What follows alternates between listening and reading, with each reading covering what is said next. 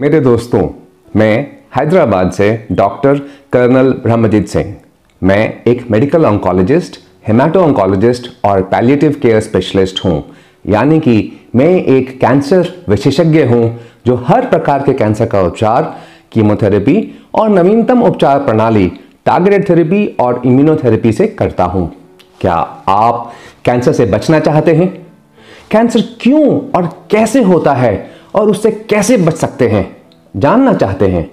और अगर आप कैंसर के मरीज हैं और उसका सही इलाज जानना चाहते हैं तो मैं आपको अपने ज्ञान और तजुर्बे से सभी उचित, सटीक और प्रमाणिक जानकारी बिल्कुल सरल भाषा में समय समय पर देता रहूंगा। जानने के लिए मेरे साथ जुड़े रहें और इसके लिए सबसे पहले बेल आइकन पर प्रेस करें और इस चैनल को सब्सक्राइब करें। कैंसर का सही इलाज, कैंसर का उपचार किस उद्देश्य से करना सही है? क्या हम हर कैंसर को क्योर कर सकते हैं? क्यूरेटिव और पैलिएटिव यानी उपचारात्मक या उपशमक इलाज क्या होता है? क्यों हर मरीज का इलाज एक जैसा नहीं होता है? सभी यह पूछते हैं कि कैंसर का इलाज क्या होता है, लेकिन उससे ज्यादा जरूरी यह है कि किस उद्देश्य से हमारे मरीज का इलाज किया जाएगा, यानी क्यूरेटिव जिसे हम उपचारात्मक कहते हैं या पैलिएटिव उपाशमक। उपचारात्मक या उपाशमक इलाज में क्या फर्क है? ये दो किस्म के उपचार क्यों हैं? किस उद्देश्य से ये दो किस्म के उपचार बनाए गए हैं? क्यों हम सभी कैंसर के मरीजों का इलाज क्यूरेटिव उद्देश्य यानी उपचारात्मक उद्देश्य से नहीं कर सकते?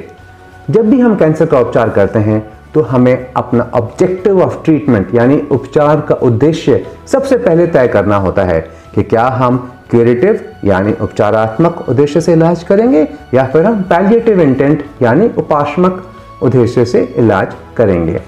चलिए मैं आपको बताता हूं कैंसर के इलाज में क्यों उपचारात्मक और उपशमक इलाज का जन्म हुआ, क्यों यह दो विचार बने।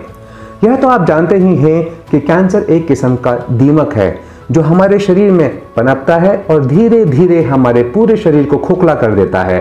पेड़ जिस प्रकार बाहर से हरा भरा दिखता है, उसी प्रकार हमें भी पता नहीं चलता कि हमारे शरीर में यह धीरे धीरे फैल रहा है और हमें अंदर ही अंदर खोखला करता जा रहा है। और अचानक जब हल्की सी हवा भी आती है और पेड़ गिर जाता है, उसी तरह जब हमारे शरीर को यह कैंसर रूपी दीमक अंदर ही अंदर नष्ट कर देती है तो हमारी मृत्यु हो जाती है।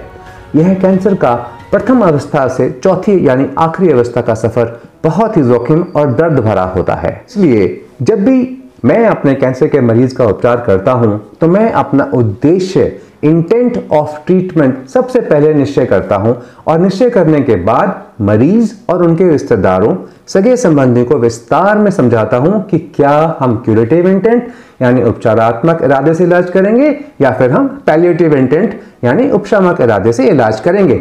अब आप पूछेंगे कि इन दोनों में फर्क क्या है? उपचारात्मक उद्देश्य का मतलब यह होता है कि हम मरीज को कैंसर से बिल्कुल मुक्त कर सकते हैं।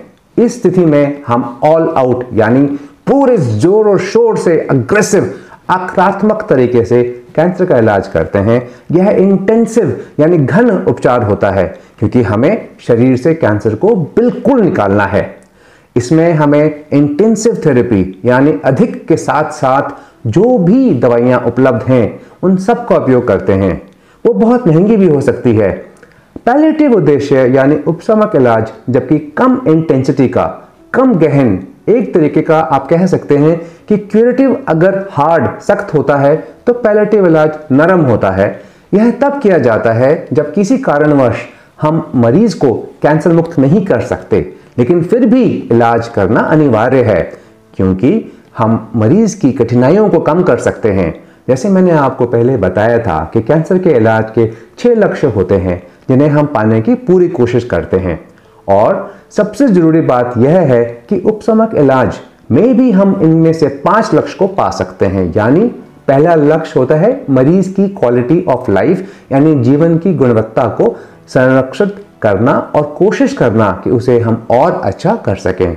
दूसरा, इसको बरकरार रखते हुए प्रलॉन्ग लाइफ यानी जीवन की अवधि में सुधार करना।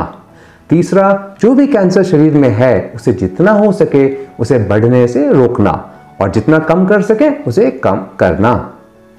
चौथा लक्ष्य होता है कैंसर के कारण जो भी कॉम्प्लिकेशंस यानी शरीर का नुकसान हुआ है उसे इलाज से रोकना और उस नुकसान को आगे और नहीं होने देना। और पांचवा, कोशिश करना कि कैंसर जो दोबारा आएगा, क्योंकि हम यहाँ पे कैंसर को जीरो नहीं कर सकते, इसलिए कैंसर जरूर दोबारा आएगा और उसे जितना हो सके रोकना, मतलब उसको जितना हो सके रोक कर रखना और बढ़ने नहीं देना। तो आपको मैंने अभी उपचारात्मक और उपशमक इलाज के बारे में बताया। संक्षेप में अगर मैं आपको दोनों का फर्क बताऊं तो सिर्फ इतना है कि उपशमक इलाज में हम पेशेंट को कैंसर मुक्त नहीं कर सकते और सबसे अहम उपचार का मुख्य उद्देश्य मरीज की जीवन की गुणवत्ता को संरक्षित रखना है, चाहे उससे मरीज की आयु लंबी ना हो। जब आप अपने कैंसर के डॉक्टर के पास जाएं तो उनसे यह जरूर पूछें कि आपका या आपके मरीज का इलाज किस उद्देश्य से किया जाएगा, उपचारात्मक या उपशमक। अब आप यह भी जानना चाहेंगे कि कैंसर के डॉक्टर यह कैसे फैसला करते हैं कि किस मरीज का उपचारात्मक इलाज करना चाहिए और किसका उपशमक। यह निश्चय करने के लिए किन तत्वों का इस्तेमाल किया जाता है जो मैं और साथ में जितने भी हमारे मेडिकल ऑन्कोलॉजिस्ट होते हैं उनका उपयोग करते हैं। फिलहाल यह बहुत ज़रूरी है कि आप यह समझें कि उपचारात्मक और उपशमक इलाज अलग अलग होते हैं। वो सारे तत्व मैं आपको अगले वीडियो में बताऊंगा, लेकिन आप यह मत सोचिएगा कि उपशमक इलाज कुछ कम होता है। यह वो सभी 5 लक्षणों को पूरा करने में सक्षम होता है जो मैंने अभी आपको बताए।